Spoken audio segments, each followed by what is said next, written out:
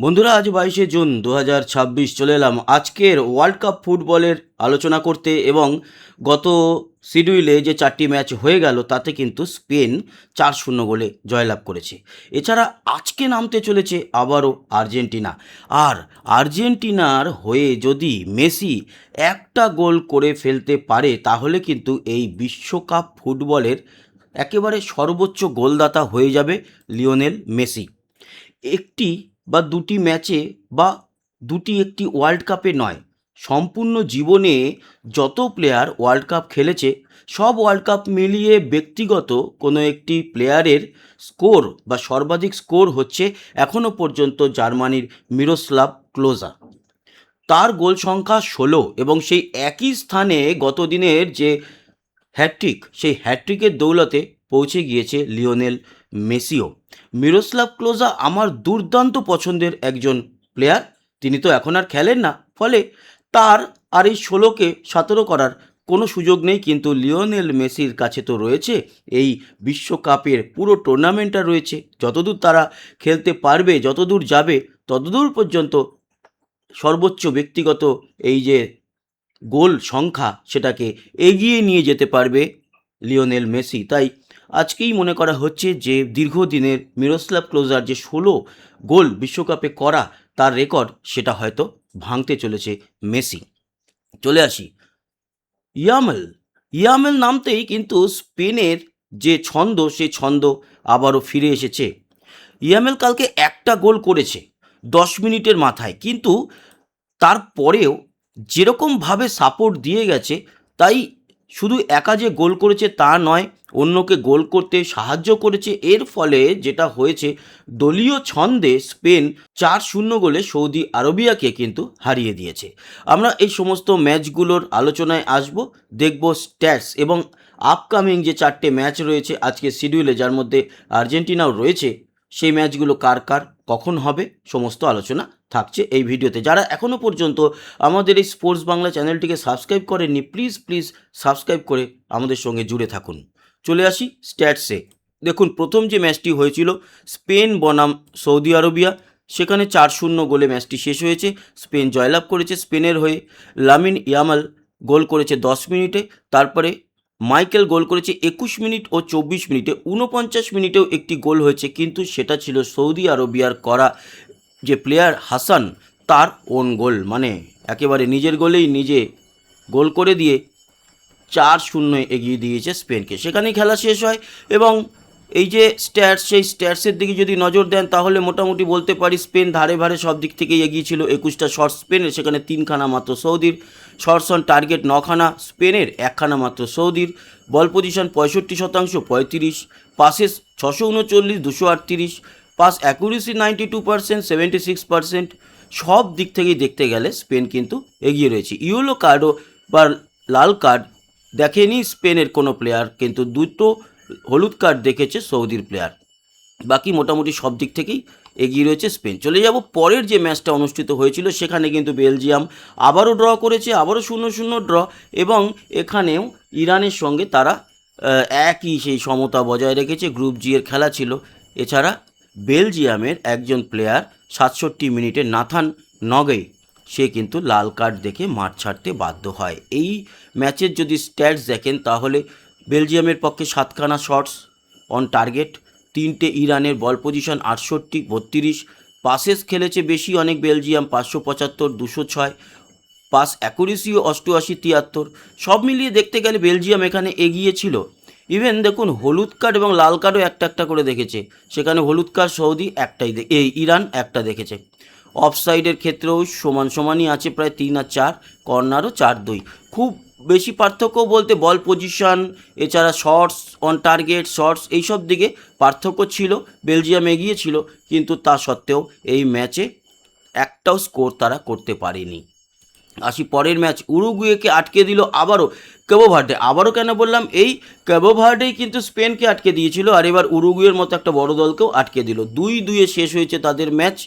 প্রথম গোল আসে কিন্তু কেবো ভার্ডের কেভিন পিনা, তার পা থেকে 21 মিনিটে। তার পরের গোল হয় 44 মিনিটে, এবং উরুগুয়ের হয়ে করে ম্যাক্সিমিলিয়ানো, তার 44 মিনিটে গোল হওয়াতে 1-1 ফলাফল দাঁড়ায়।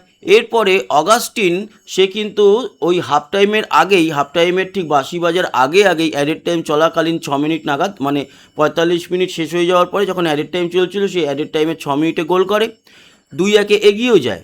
কিন্তু হাফ টাইমের পর 61 মিনিটে হেলো ভারেলা সে গোল করে 2-2 সমতা ফিরিয়ে আনে এবং সেই রেজাল্টেই কিন্তু শেষ বাঁশি বাজে। এখানে যদি দেখেন শর্টসের দিক থেকে উরুগুয়ে কিছুটা এগিয়ে, 16টা 11টা। শর্টস অন টার্গেটে আবার এগিয়ে রয়েছে কেবো ভার্ডে, 4টে তারা শর্টস অন টার্গেট, 2টো উরুগুয়ে, এবং বল পজিশনে অনেকটা এগিয়ে উরুগুয়ে 66 আর এরা 34। পাসেস খেলেছে বেশি, 466, 277। পাস অ্যাকুরেসিও ভালো, 87%, 74%। ফাউল হয়েছে 11টা উরুগুয়ের এবং 4টে হচ্ছে কেবো ভার্ডের। ইয়েলো কার্ড দুটো দলই দুটো করে দেখেছে, রেড কার্ড কেউ দেখেনি। অফসাইড 3টে করেছে উরুগুয়ে, কর্নার 11টা পেয়েছে উরুগুয়ে, কর্নার 4টে পেয়েছে কেবো ভার্ডে। কিন্তু এই ম্যাচেও কোনো ফলাফল হয়নি। আসি আজকের যে শেষ ম্যাচটা হয়েছে সকালের দিকে, সেখানে অবশ্য ইজিপ্ট জয়লাভ করেছে। সেখানে মোহাম্মদ সালাহ গোলও করেছে। নিউজিল্যান্ড একটাই মাত্র গোল দিতে সক্ষম হয়েছিল, সেটাই ছিল ম্যাচের প্রথম গোল, এবং পিছিয়ে পড়েও কিন্তু ইজিপ্ট এই ম্যাচে একেবারে জয় ছিনিয়ে আনে। ফিন সারমান 15 মিনিট নাগাদ গোল করে নিউজিল্যান্ডের হয়ে। তারপরে হাফ টাইমের আগে আর কোনো গোল হয়নি। হাফ টাইমের পরে 58 মিনিট নাগাদ জিকো একটি গোল করে। দ্বিতীয় গোল আসে মোহাম্মদ সালাহর পা থেকে 67 মিনিটে, এবং সর্বশেষ গোলটি হয় এই ম্যাচের 82 মিনিটে ট্রেজেগুয়েটের পা থেকে। এর ফলে 3-1 এগিয়ে যায় ইজিপ্ট এবং সেটাই হয় ম্যাচের রেজাল্ট।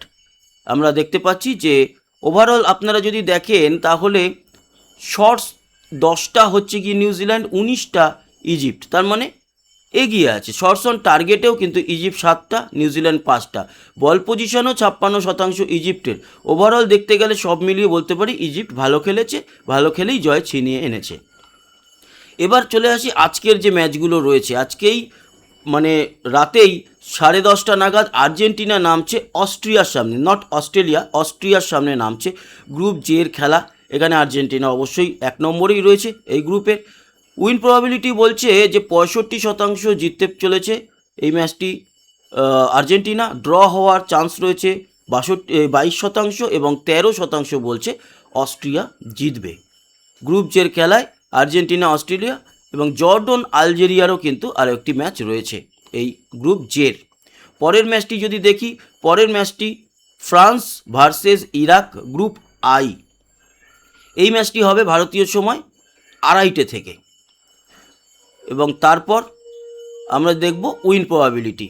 ফ্রান্সের জেতার চান্স 92% এবং 2% মাত্র ইরাকের।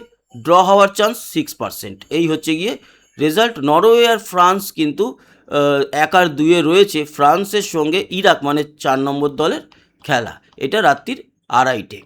এর পরের যে ম্যাচটা সেটা ভোর 5:30 থেকে, নরওয়ে বনাম সেনেগাল, এই গ্রুপ আইয়েরই, এবং সেখানে বলছে নরওয়ের 43% জেতার চান্স, ড্র হওয়ার চান্স 27%, সেনেগালের 30%। এখানে নরওয়ে ফ্রান্সের ওই গ্রুপের ফ্রান্সের আর ইরাকের খেলাটা ততক্ষণে হয়ে যাবে।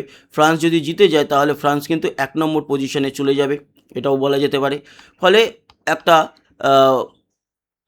ওঠানামা এই গ্রুপে আজকে আমরা দেখতে চলেছি নরওয়ে বনাম সেনেগালের ম্যাচে।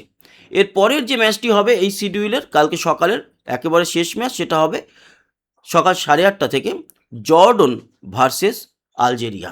সেই ম্যাচে উইন প্রবাবিলিটি বলছে আলজেরিয়া অনেকটা এগিয়ে। আলজেরিয়া জেতার চান্স 61%, ড্র হওয়ার চান্স 23 এবং জর্ডনের 16%। এটা কিন্তু আর্জেন্টিনার গ্রুপ জে গ্রুপ। সেখানে জর্ডন আর আলজেরিয়া 3 নম্বর 4 নম্বর দল। যারা জিতবে এই অস্ট্রিয়া আর আর্জেন্টিনা ম্যাচের যে আগে ফলাফলটা জেনে যাব, যদি আর্জেন্টিনা জিতে যায় তাহলে অস্ট্রিয়া 3-এ থাকলেও গোল পার্থক্যে বিচারে যারা জিতবে এইখান থেকে তারা কিন্তু 2 নম্বরে উঠে আসতে পারে। তো এই ছিল সম্পূর্ণ আলোচনা 4টে এবং গতকালকে শিডিউলে মানে সকালেও হয়েছে আজকে, তার সমস্ত ম্যাচ বা 8টা ম্যাচ নিয়ে সম্পূর্ণ আলোচনা। তো বন্ধুরা, আশা করি আপনাদের এই ইনফরমেশনগুলো ভালো লাগছে। সবাই ভালো থাকবেন, সুস্থ থাকবেন। আবার দেখা হচ্ছে কালকে বিশ্বকাপের সমস্ত আপডেট নিয়ে। ততক্ষণের মতো টাটা।